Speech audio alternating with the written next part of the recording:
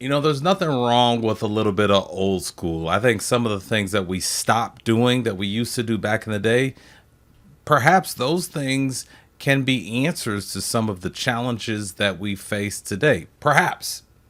So, as many of you know, most schools stopped teaching cursive. But today I want to share with you a story about a couple who are volunteering their time to teach cursive to students. Check this out.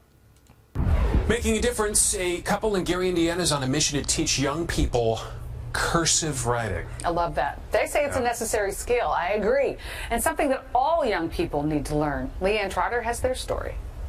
That letter J was tricky. Twice a week, Terrell Whittington and his wife Chelsea come here to the YWCA Northwest Indiana to teach young students cursive writing.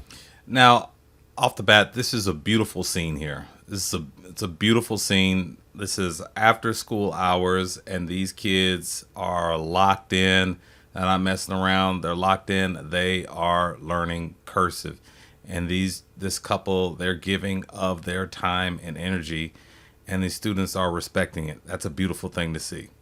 There's this whole new generation of young people who have absolutely no idea what cursive is.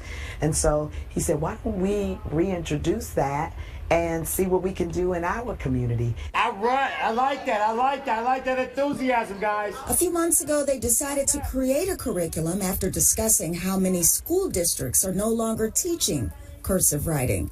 The YWCA was one of the first organizations that agreed to sponsor Cursive Academy. I'm so happy about it and pleased because our kids need to be exposed to everything. We do not need to dummy down. We got to level up. So that cursive writing is leveling up. And she's absolutely right. I mean, I wonder what the reasoning it was for many schools dropping cursive.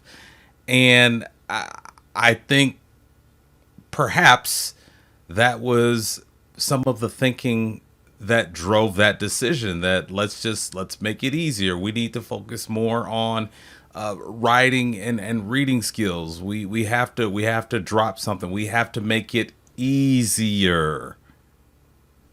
Knew a little bit, I could read it a little bit, but this really actually taught me how to do cursive. I would say the first day it was a little bit hard learning it, but once you get it, I feel like you kind of just got it, 11-year-old Sanila Shields is already thinking about the long-term implications. I want to be a publisher or author when I grow up, so I want to write my signature down so they can know it's me.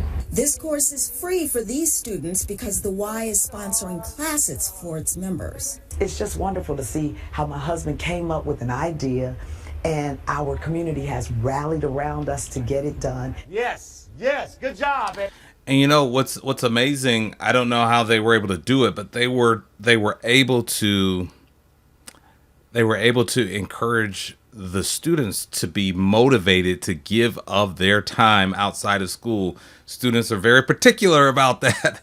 They're like, no, school hours, that's for work, not after school. But these students are giving of their time, and they see the value in learning cursive. And kudos to this couple, because they were able to get the kids to see the value in it, and now they're going after it. The Whittingtons are hoping more corporations and other organizations in Northwest Indiana and Chicago follow suit to help make a difference for families that need financial assistance. Reporting from Gary, Indiana, Leanne Trotter.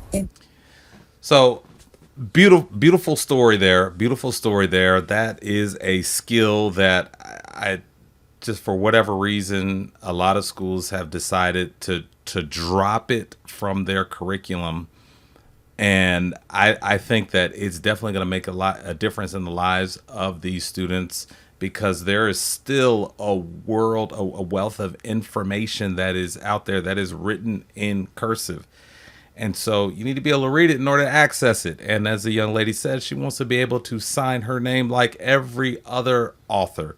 So when she becomes an author, she'll be able to look back at this experience here, and she'll be able to say, hey, this made a difference in my life. So kudos to this couple. This is an amazing job that they've done, an amazing service that they're giving to their community. Well, thank you so much for checking in, and I will see you in the next update.